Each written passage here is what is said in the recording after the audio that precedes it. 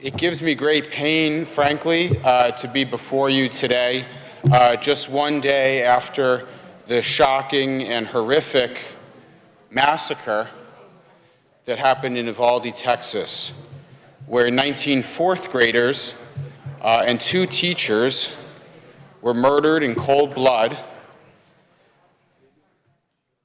and parents who thought they were dropping their kids off at school for a pretty normal day came back to the school to, in many cases, find their children unrecognizable because of the destruction and the carnage caused by bullets moving through their flesh at high speed. Unfortunately, this isn't particularly unique anymore in our country.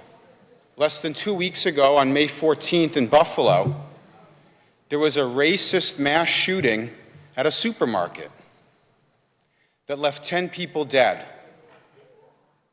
all of whom were black. The suspect, an 18-year-old white male, had plotted for months on online forums, touting his surveillance of the supermarket's layout and use of a Google Graph feature to pinpoint the store's busiest times.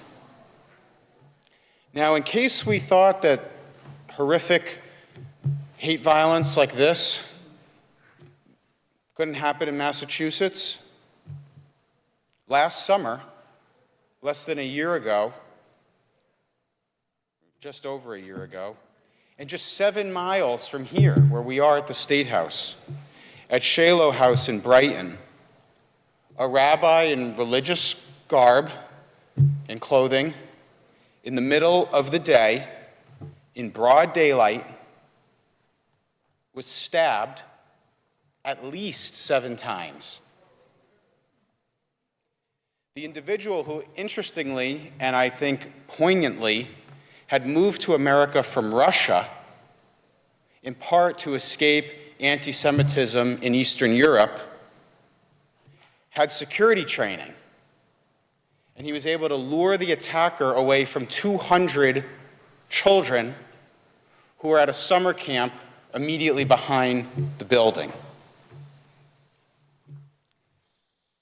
Mr. President, this wasn't Berlin in the 1930s. This was Brighton in the 2020s. Last week in Springfield, Youth on the Move, a black-owned business that provides local transportation service for children, found 45 vehicles at least with their tires slashed. In December of 2020, a 44-year-old white man from Maine traveled to Springfield and set fire to the Martin Luther King Jr. Community Presbyterian Church in the heart of Springfield's historically black community. The man had actually attempted the crime. He had attempted to set fire to the church on 4 different occasions before he was actually successful. This isn't happening in the Jim Crow South. This is happening in Massachusetts. And it's happening, frankly, all the time. On the morning of April 2nd, 2020, the Jewish nursing home in Longmeadow, my hometown, was targeted by a 36-year-old white man. This gentleman woke up, he filled a 5-gallon tank of gasoline, he stuffed the opening of the container with Christian literature, deposited in front of the sign that said Jewish nursing home, and lit the fuse. Thankfully, the bomb failed to go off and no one was hurt. But that's not the only threat that was placed against this facility. Before the attack took place, a calendar listing was created online about a month earlier, in March of 2020. The event designated April 3rd, 2020 as, quote, Jew Killing Day. Up the street at the Springfield JCC, in the years before that, 5 bomb threats were placed on the facility. That includes a preschool. We're seeing these scenarios play out many, many times. What begins as a Facebook post or chatter on an online forum escalates to targeted acts of violence in person. And as we all collectively work together to address these root issues, and there are deep root issues that we do have to address, we also need to acknowledge an urgent reality.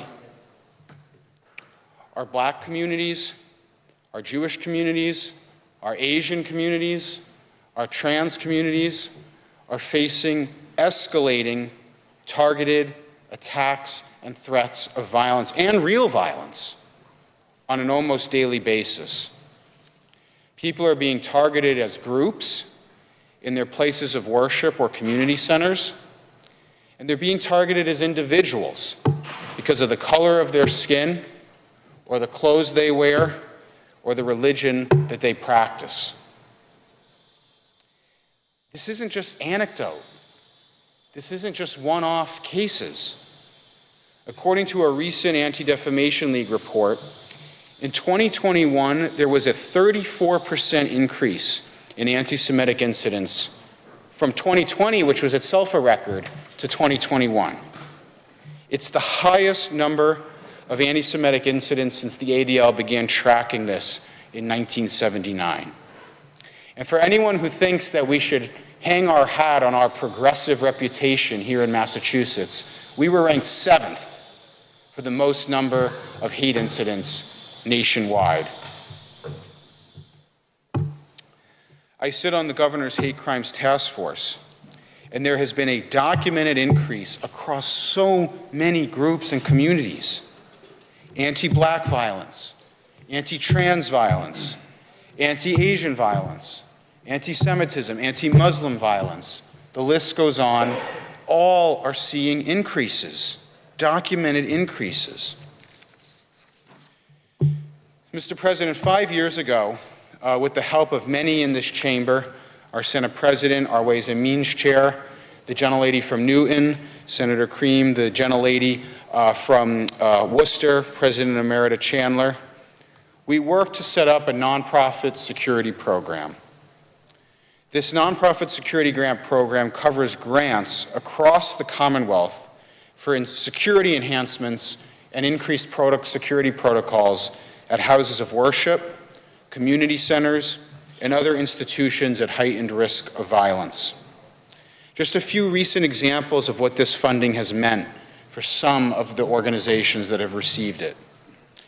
In Sharon, at a synagogue and day school, they received funding about 2.5 years ago that enabled them to install bullet-resistant windows, new security cameras, a fence around the back of their campus, concrete flower barriers that double as pots to make the front of their building secure and welcoming, but also meant to prevent a car bomb. In Newton, at the Maimonides School, they've been able to increase security enhancements and personnel with secured access doors, protective glass coatings, cameras, closed caption recording systems, emergency notification systems, and security gates to secure vehicle access to their campus. Mr. President, we're going to be doubling the funding for this program in this year's budget. Now, let's make no mistake, these incidents, these crimes, this violence that's being targeted against minority populations across our state is intended to intimidate, is intended to shut down, is intended to exclude entire groups and categories of people. And frankly, it strikes at the very heart of our Commonwealth and our country's obligation that all men and women are created equal, and that every person has the inalienable right to live in peace and security. So this increased funding is going to give significantly more resources to help our communities have the peace of mind that they deserve.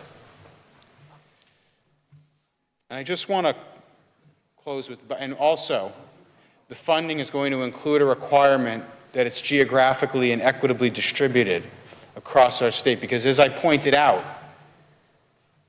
these incidents are happening in every corner of the Commonwealth, in almost every minority and disadvantaged community in our Commonwealth. So I just want to leave, as we see what happened in Uvalde, as we saw with horror what happened in Buffalo, as we see what's happening in our own state. How would we feel? How would each of us feel if one of the organizations that applied for funding but didn't get it because there wasn't enough was then targeted? Because there is no stopping what we are witnessing in our state and in our country right now. It's not anecdote, it is documented, and it is happening at a higher and higher rate. We have an obligation to make sure that any synagogue, any church, any mosque, any LGBTQ resource center, any organization that is telling us that they don't feel safe and that they need these enhancements, we have an obligation to make sure that we do what we need to do to make them feel safe. And that's what this funding is all about. That's what this program is all about. So I respectfully and with great hope ask that my colleagues join me in voting in favor of this amendment.